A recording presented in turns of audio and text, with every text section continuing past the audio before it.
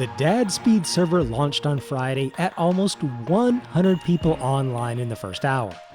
DadSpeed is known for being a long-term server, running months at a time, having a very strong economy, and opportunities for all skills well into the playthrough.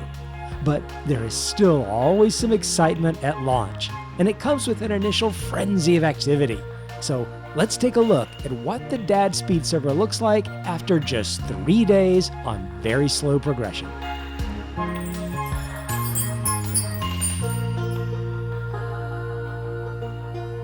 So this season probably had one of the best hype trains we've ever seen for any season. Even before the beginning of the season, there was a stream of diary posts in Discord. This was essentially lore about the entire DadSpeed community, traveling through space on a ship they had built in the prior season when they had to flee the planet before its destruction. And yes, even after several months of DadSpeed, there's usually a rather orchestrated cataclysmic event. This lore, though, just wasn't background story. It very cleverly dropped hints about what the new season had in store for its players. Things about changes in recipes, server rules, special skill adaptations to make some of the more lagging skills a bit more competitive in the late game, and just a whole host of other things, including a glimpse at the new world map just 2 or 3 days prior to its crash landing on our new homeworld.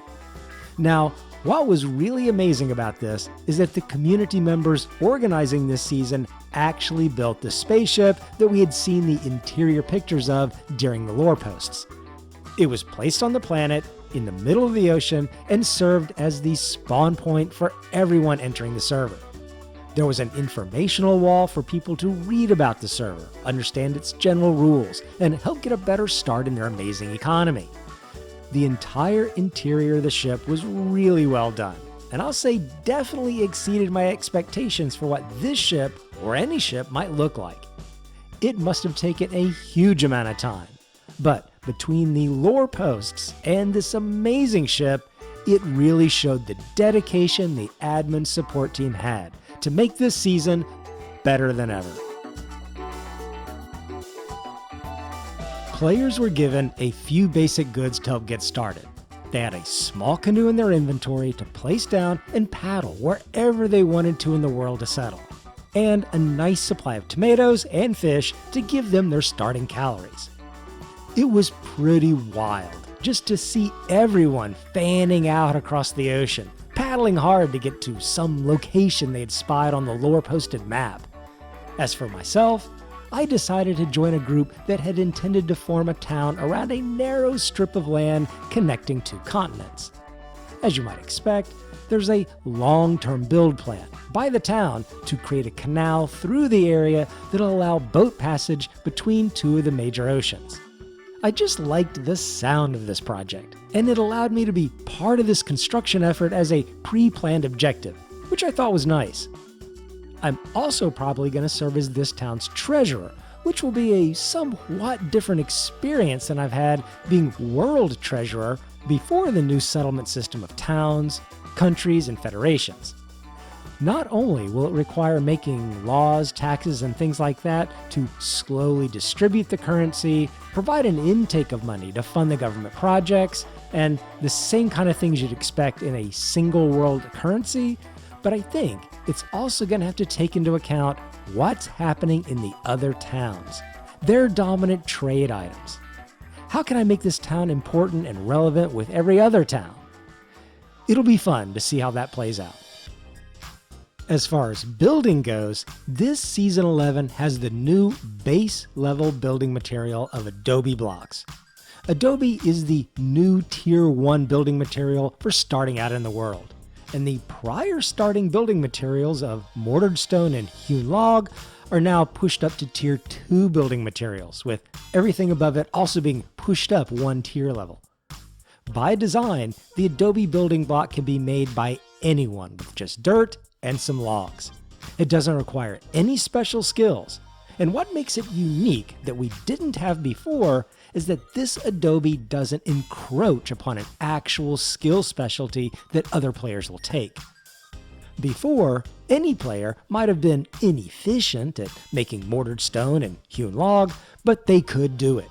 And it often made those two starting building materials not very needed for trade in the world economy. Everyone around here, within the first day, threw up their starting workshop and home with the Adobe blocks. But what I'm already seeing after just a couple of days is a huge market for hewn logs and mortared stone. People are needing and wanting that Tier 2 building material to add to their skill point generation and help level up their skills. They are also just planning ahead for crafting tables that are going to need that Tier 2 room to operate their machinery. I think this introduction of a base level Adobe building block was a fantastic move by the game developers. My only slight criticism of the Adobe block is that it doesn't have a lot of different forms you can create from it. People have done a really good job of squeezing the most they can out of the Adobe blocks, but they're still very basic in shape. Even with that though, people have put together some nice looking buildings, fencing, and even bridges that I quite honestly think look pretty good. As far as skills, people did on this server what you'd expect on any other server. Quite a number of people took one of the three fundamental skills, either gathering, logging, or mining. Those are all very good skills that also stay relevant in the game for a long time. However, during the first couple days, a lot of people held back and didn't take a skill. This is largely because on DadSpeed, people are limited to having only 2 skills, and those 2 skills can't feed into each other like farming and gathering, logging and carpentry, or smelting and advanced smelting, anything like that. So people are holding back and being a little bit careful about what skill they want to take as one of their 2 skills. There is a way to reset a skill by one of the admins, but I'm not going to get into all that. It comes with some constraints, and for the most part, the 2 skills you take are the 2 skills you'll have. The reason for having 2 skills isn't just to make people suffer. In fact, it's to make their life better and help create a working economy that fosters trade between players, rather than having a handful of Uber players producing all the products, driving down the prices, and just a whole host of other things that often happen on other servers. People that play this system most often like this system, because it makes their skill and contribution to the server relevant and needed for several months. They get to have fun, they get to play and participate, and it gives new players or new people just coming to the server long after it started an ability to find a niche in the world and the economy and be just as productive as people that have already been here several weeks. Here on day 3, I was finally able to trade enough goods and scratch together what I needed to be able to buy a fertilizer skill scroll. I know it's not one of the more popular skills, but I just really like it.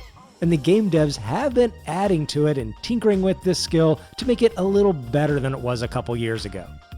So now that I have my little Adobe house and workshop, that I too am slowly converting over to use more hewn logs, I can start with my freshly acquired skill in fertilizer and start buying people's dirt and sticks to turn into earth and gold. Most people are still just getting started, trying to get those first few levels on whatever skill they selected. And of course, all the towns are working towards trying to get their first minted currency, which we don't have yet. But I'm sure some very industrious individuals will have that before the end of the week. If you want to get your own copy of Eco, just use the keyword fertilizer somewhere in the comment to this video, and I'll be announcing the winner in a future video, which may not even be related to Eco. I hope you get a chance to come to the server, join the mayhem, and I'll see you in the brand new world.